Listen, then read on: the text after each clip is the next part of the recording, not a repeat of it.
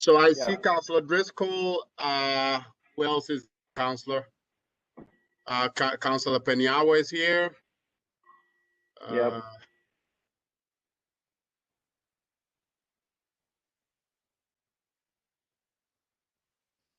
I think that's it, unless one of the callers is one of the counselors. Yeah. Is Councilor Allen here or Councilor White?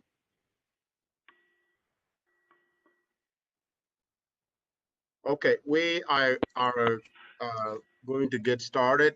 Let's start with Chief Mons. Chief Mons, are you in?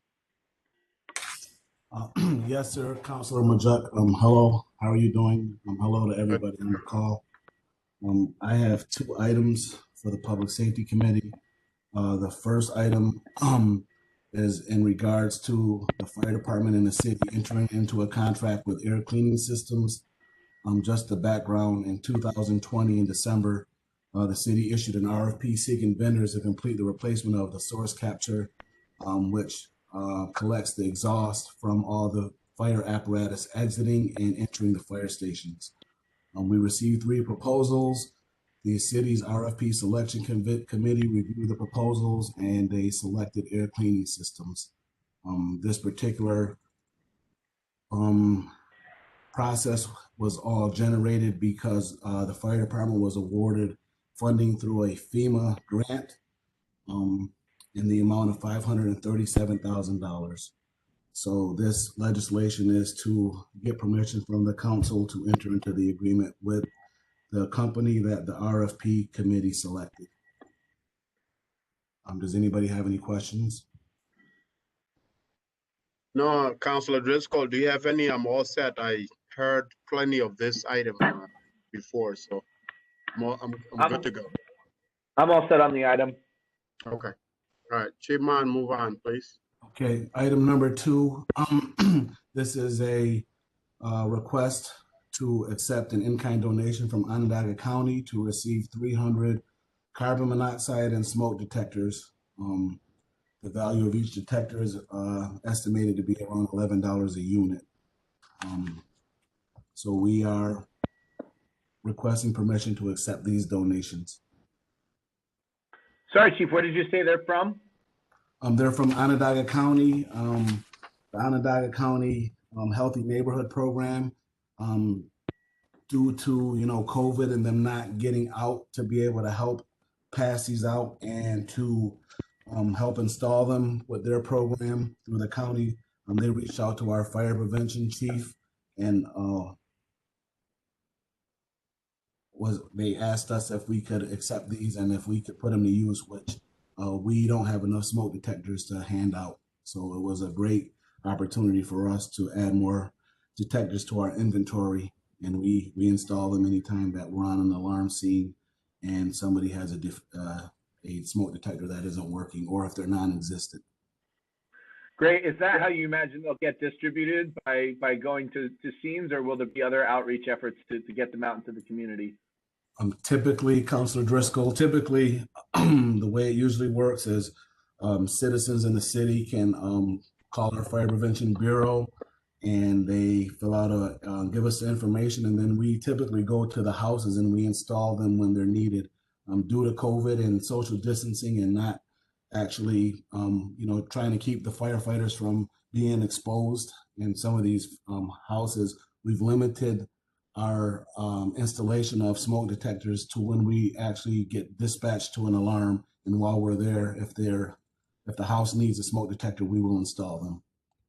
So hopefully when COVID ends, we've given out tens of thousands of smoke detectors over the last few years, and certainly my whole career in 20 years, we've given out thousands of smoke detectors, and it's one of the best programs we have. But COVID has hindered us with the social distancing and keeping the firefighters out of other people's homes during the pandemic. But Great. Now, Chief, can I make a suggestion? So, sure thing. Would it be possible for you to also kind of do some sort of marketing, in a sense, like when you get a call and you go out to a house, is there a way you can offer to them as well that we have fire detectors. Would you like us to check for you? Or would that be out of your way? No, Counselor, on every call that we're dispatched to, our firefighters are trained to do a size up of the house they're going to, and they don't. To your point, if somebody requests it, we would definitely do it. But we're so proactive that I don't even think they need to have a request made to them. They notice that without being asked. I would say that's one of the major things when we go to a fire or any type of alarm. If there's a smoke condition, if we don't notice there's an alarm going off, that's one of the things we note in our reports. So when we go to these houses, whether it's a medical call that has nothing to do with a fire, or if it's a fire-related call, that's one thing that we are trained to do is make sure that houses and homes and apartments and any living quarters have smoke detectors. And I think we addressed that pretty good. But certainly, like I said, the pandemic has slowed a lot of what we'd like to do down a little bit, but we've still been installing smoke detectors as much as we could. Oh, I didn't know that, Chief. Thank you for that. You're welcome. Does anybody else have any questions?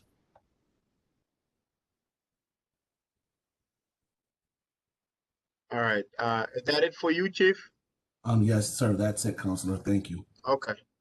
All right, councilors, could we move these fire items to the agenda? Can I have somebody raise a motion? Yeah, so moved. I'll Second? second. Okay.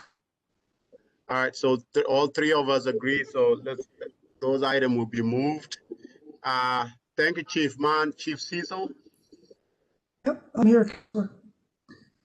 So the first item that you have in front of you is a Axon body cam item. Even though the original agreement is written up on here, what this request actually is to tap into the final DOJ money, which is $100,000, basically to pay for the 50 cameras. I don't want to the history of this is we bought these in waves of 113, then 57, and then 50. Those were to match grants that we had, grants and funding for the first year. So this money right here is going to pay for the final 50. But I want to be clear, we already have them. They're already out there. Those three numbers, 113, 57, and 50, obviously add up to the 220 body cams that we currently have in the field right now. So this is for the final funding, the $100,000, which from the DOJ to pay Axon for the final 50 that we ordered a while back. This does have a matching grant of $100,000, but part of that, if you could see from your paperwork, if you don't have it in front of you, almost 3/4 of that, 78,000 of it, can be in personnel in-kind matches. So basically salaries or personnel salaries that go toward implementing of the body cam. And I know this may get confusing, so if you have questions, but again, I just want to be clear, all 220 are out there. This is our final funding to pay for that. And it only pays for the first full year. So as of July 1st, the city, meaning the police department, will have to budget for years 2 through 5 for those 220 body cams, which comes up to be about $389,000 per year. Questions, councilors? Yeah, Chief, can you go a little bit more in detail for me about how the local match is going to work? I understand it's supposed to be provided by some combination of local salaries and personnel expenditures, but I'm not quite grasping that concept. Sure, and I know Janet's on here, so she may be able to explain it better than I can, but my concept of it, my belief is that we can submit as match any salaries that go in toward the implementation. So if we have officers, and these are straight salaries, not overtime, but if we have partial salaries from officers, say in our IT division, that are working specifically 30% of their time on these body cams, whether it's implementing them, fixing them, doing the CAD integration, or pulling the data and the footage from them for FOIL requests, we can submit that as a match as opposed to actual cash. See, and as we move forward past this first year of implementation, Does the $1.5 million quoted there, does that include storage costs as well as maintenance costs? Yes, it does, Counselor. Everything's wrapped up into one, so that amount covers basically everything. Each body cams comes with the unlimited storage. The overall package of each body cams per year is about well, it's not even about, it's $1,907 per camera per year, but it includes everything in the package. Yeah, is that stored locally or in the cloud? It's a cloud. Okay. And has the department developed policies on data retention? Specifically, like, do you know how long you expect to hold each file? Sure, that's written right into our policy. We went from, I believe it's the education law that has to do with maintaining files for a period of time. We kind of went with their lengths of time. Some stuff we pretty much have to keep forever, and then there's 2-year period, 3-year periods, but it's very specified with right in our policy. Thank you. That's all I have for right now. Other councilors?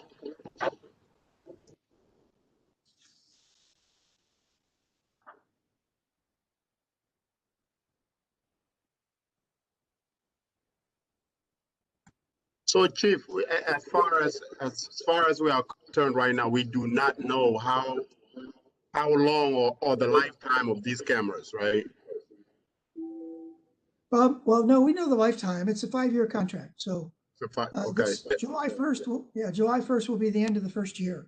So we'll have 4 more years of those cameras. And if you're talking about the actual maintenance of them, if one of them happens to break down during that contract period, they send us a new one. But yeah, after the 5th year, we'll have to decide what we're going to do from that period on. Okay. And you said the total cost $389,000, right? Yeah, it's approximately 389,000 for years 2, 3, 4, and 5. Okay. Do we actually own these body cams, or are we just licensing them? Yeah, I mean, that's an interesting concept, Counselor.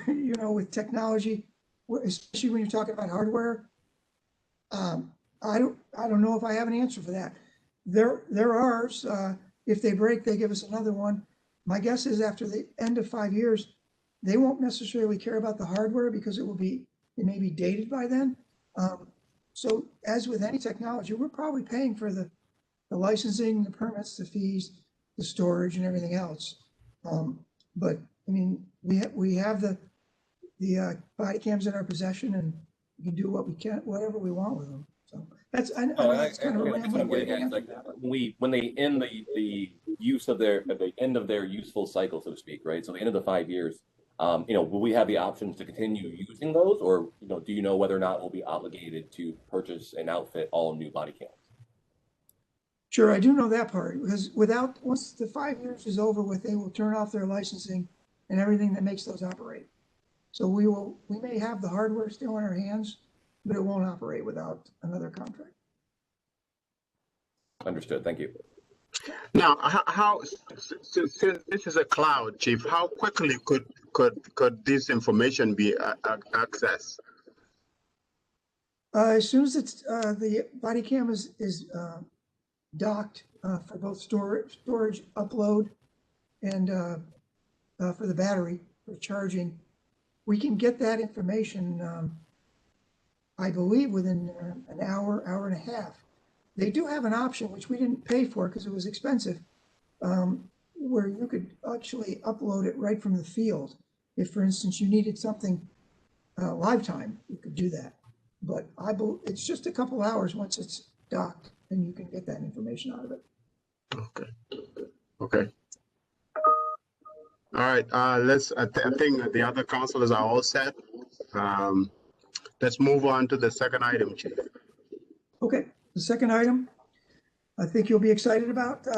We're asking to enter. I'm sorry, Janet. Did you want to? Janet Burke's on here. Did you want to take this one, Janet, or do you want me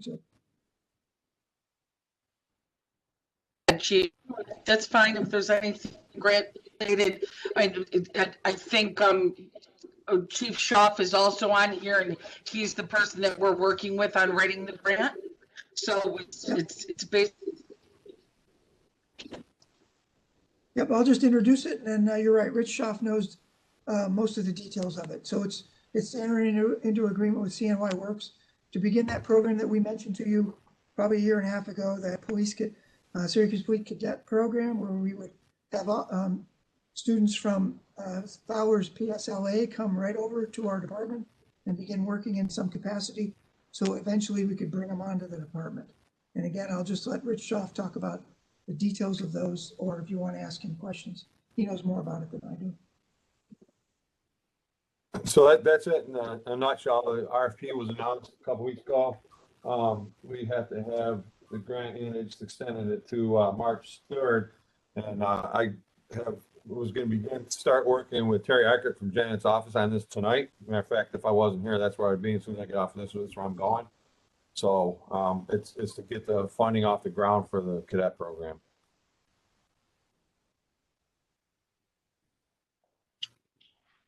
And you said it's going until March, Chief? March 3rd. March 3rd is when the RFP is due, when we have to have our grant submitted. They just extended it by a week last week because there's a lot of interest in it. So I imagine this is going to be competitive, but I've had preliminary conversations with Terry Eckert from Janet's office, and I sat through 2 bidders conferences last week to try to get an inside feel of what they're looking for, and they explained the process. Terry joined me on the second one, and then we decided today was the day that we are going to meet. So as soon as we're done with this council session, I'm going to meet with her, and we're going to start getting the brass tacks on exactly what part, how to write this grant. Okay. Councilors, any question for Chiefs here? And do we have any preliminary idea of what this program is going to look like? Yes. The whole idea is to capture the kids, young adults, between the time they graduate from following the time they're eligible to become police officers. So in my mind, what I wanted to do and what we can make the grant fit are probably going to be 2 different things. In my mind's eye, it was a smorgasbord of, full-time or part-time. Part-time being you could be going to school, part-time working here at the police department, be a work study program. The idea is to get the young men and women trained to become police officers, right? So they're going to get practice with their PT, make sure they're sufficient with that. Practice taking the civil service exam, learning some work skills and some mentoring, the whole package, so that when we start the hiring process, we know that these are good candidates. And we're taking them in the fold. We're already working with Fowler staff over there. They're actually considering rewriting their curriculum to meet what we want to do. But once again, because we're dealing with a grant, that's why I have to go through this with Terry to make sure that we meet the grant standards. Like, one of the things I understand is that if somebody is a full-time student, they wouldn't be eligible for this particular funding. But I've been also in conversation with, the Chief Buckner about this for over a year now, that at some point in time, we probably will fund this out of our own budget. But this is a seed program to get us going. There is a significant amount of money around for this, and I hope that Central New York Works chooses us and we write a good grant proposal and we get this program going towards the end of this school season, or early summer, late spring. Excellent. And do you know what kind of background checks or other kind of screening mechanisms the department might use to screen applicants as they seek to join this program? So I haven't written the rubrics yet. That's one of the things I'm working on now. We have to be very precise on what we use for our selection process, but we do want to make sure that the youth that we choose, young adults that we choose to go into this program, are going to be capable of being hired, right? If they can't be hired, then it's not just a jobs creation program. There's actually a date certain in the draft proposal I put forward just for the program itself, that this is no more than a 4-year program. If you can't graduate high school and take a civil service test and get on the civil service list, then it's not a forever job. To make room for the next person. I see. Is this only going to be limited to Fowler students, or is it going to be eligible to more students across the rest of the district? So I would, in my mind's eye, I think that Fowler has a natural pipeline, and that should be the preference given, but doesn't necessarily need to be the only criteria. right? Like we're considering currently even now in Ottawa more zip codes that are in need zip codes even. Sure, understood. Thank you very much. Yes, sir. Now, Chief Schaaf, is the intention here to hire those that are graduate of this program right into the department, or is there other process they will have to take besides civil service? So they would be hired into the department as cadets right away with the goal of getting them prepared to be the civil service, right? It's the bridge between high school and when they can take the civil service. If you graduate high school at 17 and a half or 18, you can't even take the test until you're 19 and a half. A lot of things can happen in that 2-year period, year and a half period. We would like to have these young men and women here. We can mentor them, give them work skills, give them the education, make sure that the physical fitness levels are there. And so that when the test is given and they pass that test, we start an interview process, we know that those are good, viable candidates. Okay, would you please share with this committee your all the write out of this program, please? Or is it not complete yet? Everything's in draft form, but it's the framework is there. Yes, I can share that for sure. Yes, please. Yes, sir. Councilor, any further questions? Okay, I asked for a motion here. So moved. Seconded. All right. Is that all for you, Chief Cecil? Yep, I only had 2 on there, Counselor. That's it. Okay. Nothing else, Janet, is it? Okay. That's it. Okay. All right. Well, that will do it for us. Have a good day. Thank you.